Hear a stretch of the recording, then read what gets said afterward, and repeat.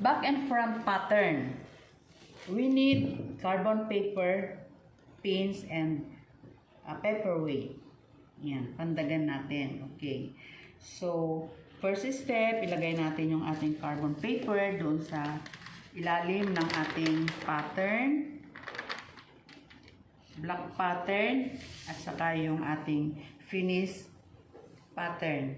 And then, ipipin natin para naka-eksakto yung ating pattern. Pin. Okay, una muna natin gagawin ay ang back pattern. And using our tracing wheel. So, ganun lang, oh. I-check mabuti yung ating carbon. Baka wala na.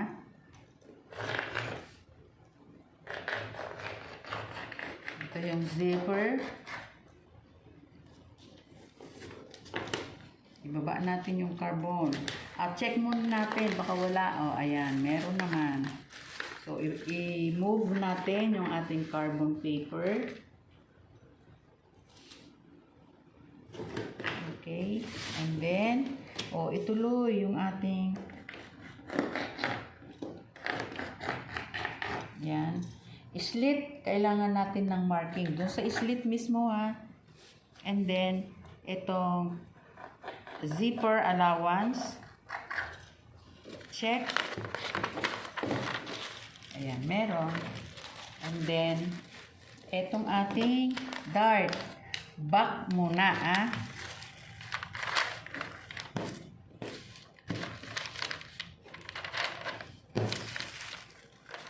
Okay, this is the back. Lalagyan mo ng end. You know, ito yung end ng ating stitching. And then, back is the upper line. And then, dito, waistline.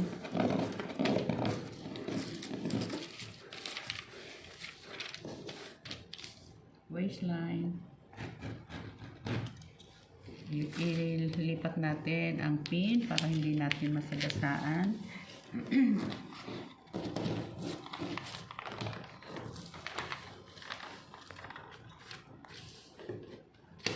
Kunin natin yung kanyang pencil o the inner one.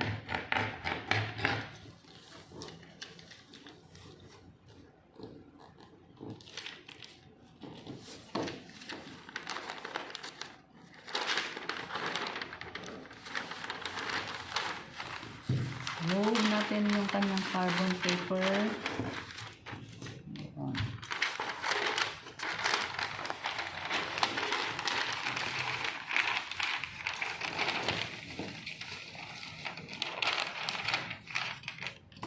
Okay, ito na.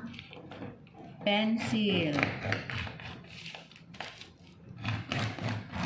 Check natin. Baka wala ng sulat. Meron naman. And then, yung length. Length niya is the straight one.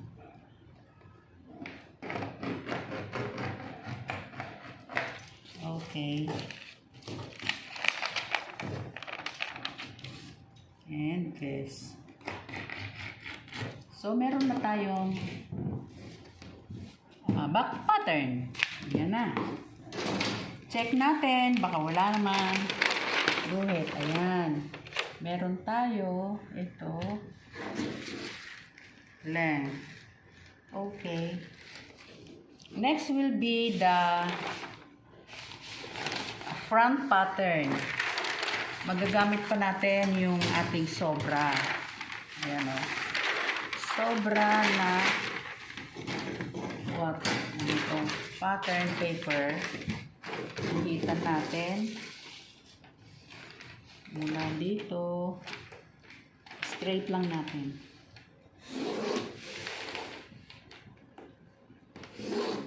Okay, so itatapat natin yung ating front pattern.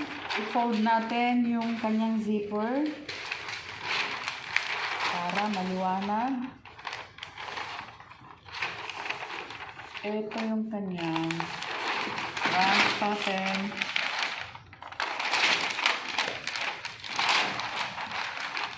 Nandoon siya sa naka-fold ha, doon sa back zipper allowance.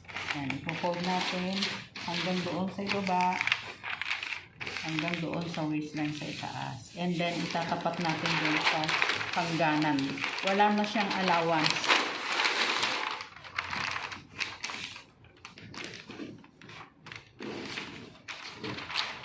Okay.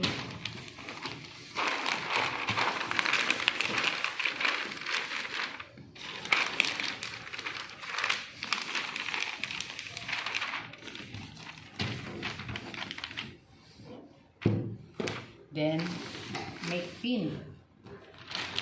Yung dulo ng pin, itatago para hindi tayo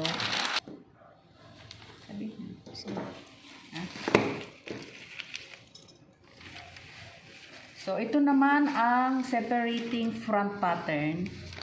So, i-pwesto natin yung ating pattern. I-fold natin hanggang zipper lang ha. Ito yung zipper allowance, i-fold natin. Ito yung front part of the pattern. And then, i-trace natin yung front. O, diba? Front dart. Lagyan natin ng end. And then, trace. Tapos, yung front, diba? Ito yung front, lower, dahil meron tayong less ng half inch. Yan. And then, hips.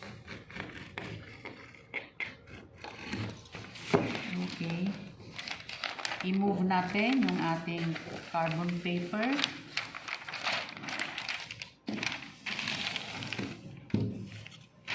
Ito yung pencil cut. I-trace natin ang pencil cut. And then, lower part. Ito na. Pencil. And length.